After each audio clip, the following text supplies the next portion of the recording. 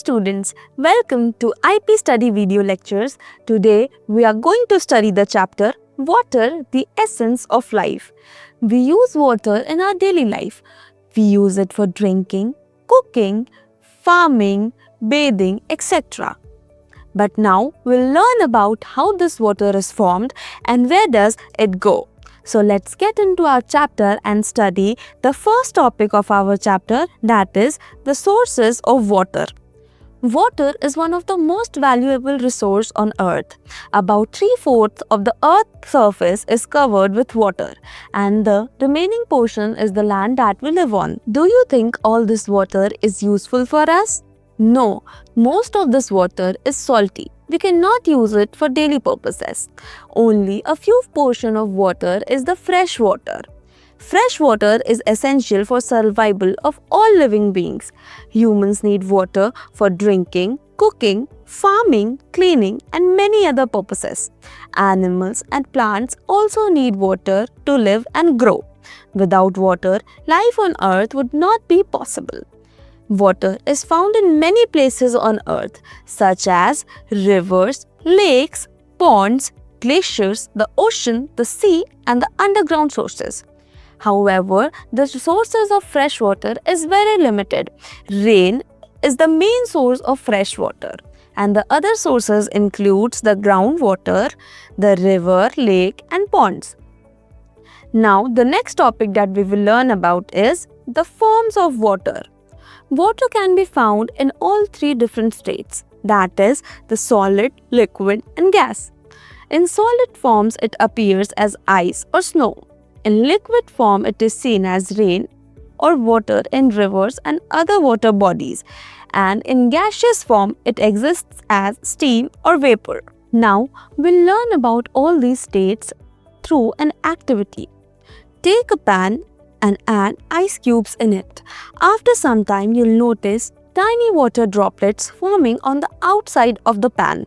After 2 hours, you will observe water gets collected in the pan, and now boil this water. You will observe the steam arising from the pan.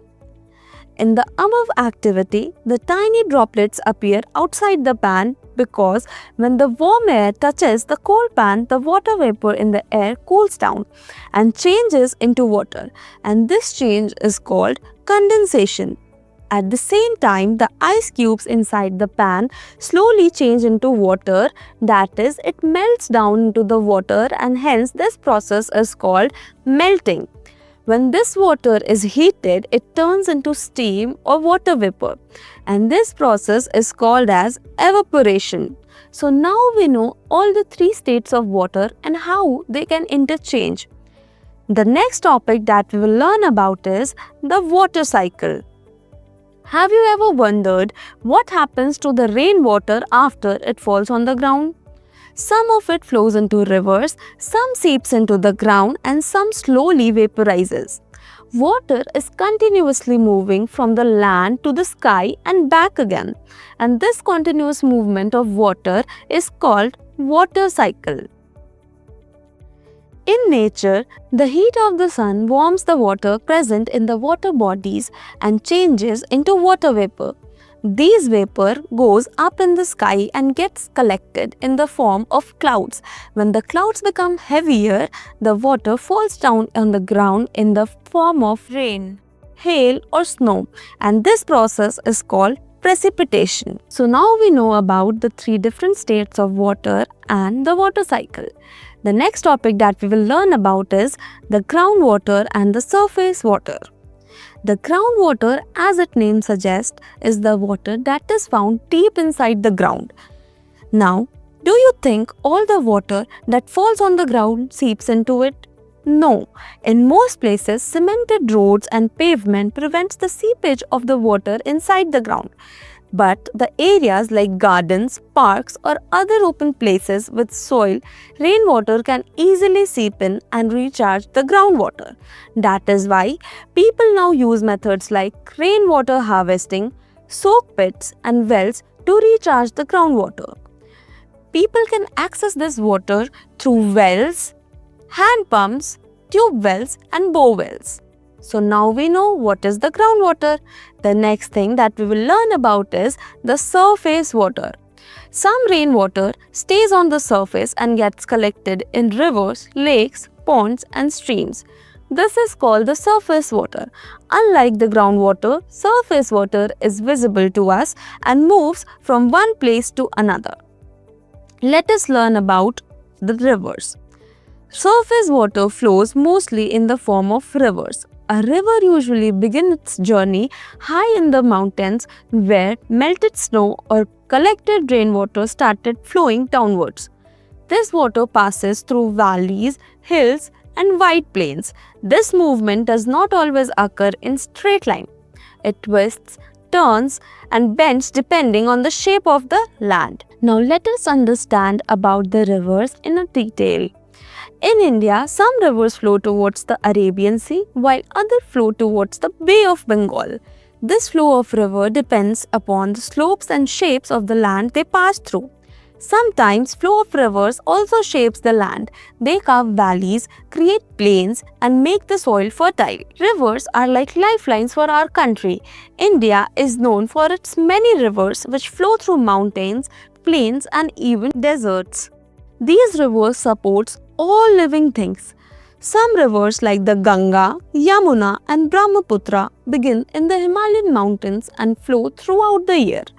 Rivers like Godavari, Krishna and Kaveri begin in hills and plateaus and are mostly active during the rainy season and hence they are called the seasonal rivers.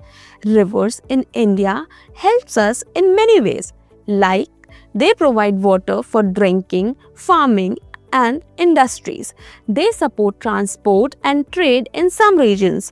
They carry the rich soil that makes the land fertile for farming. They are also important in religion and culture. For example, the Ganga river is the sacred river of our country. The next topic that we will learn about is life in water. All the water bodies are home to many plants and animals. Let us learn about some plants and animals that depend on water. Animals in water. Many animals live in or around water bodies. They have special features that help them survive in the water.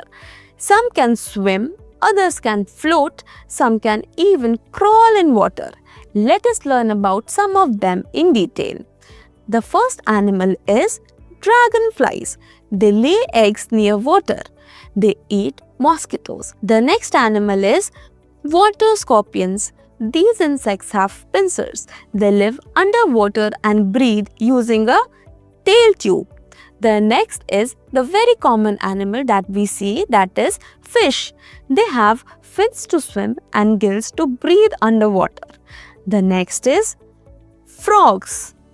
They live both on land and in water. They have strong legs for jumping and webbed feet for swimming. The next animal is the turtles. Some turtles live in rivers and ponds. They have hard shell and can swim very well. The next is water snakes. Some snakes live in water and eat frogs or fish. They are usually harmless. The next is pond heron. They live in or near water. They have long legs to walk in shallow water and a sharp beak to catch fishes. Till now, we learned about the animals that live in water, and now we will learn about the plants that lives in or on water. So, the plants that grow in or on water are called the aquatic plants. Some of these plants float, some stay underwater and others grow along the edges of water bodies. Let us learn about some of them. The first plant is the edge plants. Plants like reeds grow along the edges of ponds and lakes. The next is free floating plants. Plants like water hyacinth float freely on the surface of water. Leaves have a waxy coating that makes them waterproof and helps protect the plant. The next is rooted floating plants. Plants like lotus and water lily have roots in the pond bed, but their flowers and leaves float on water and are visible to us. The next is Underwater plants. Plants like hydrilla grow fully below the water surface. They help keep the water clean. Now we know about the plants and animals which are dependent on water for their survival. So we should keep the water bodies clean and do not put garbage in it so that every living creature can live freely and happily. The next topic that we learn about is the food chain in water. Basically, it is the aquatic ecosystem. Such as ponds, lakes, rivers are home to wide variety of plants and animals. All these organisms are closely connected and have special role in balancing the ecosystem through the food chain. It is the sequence which explains who eats whom in the nature and how every living thing gets its food. In an aquatic food chain, tiny plants like the algae and other aquatic plants are called producers, as they make their own food using the sunlight. These plants are eaten by the next level, that are the primary consumers, such as small insects or tiny fish. Now then, these small animals are eaten by the upper level, that are the secondary consumers like frogs or bigger fish. Now, then the small animals are eaten by the next level consumers, that are the tertiary consumers like heron, large fish like sharks or whales, and other animals like otters and crocodiles. This is the aquatic food chain. Now, each level in this food chain is interconnected. If even the one organism disappears, the entire food chain is disturbed.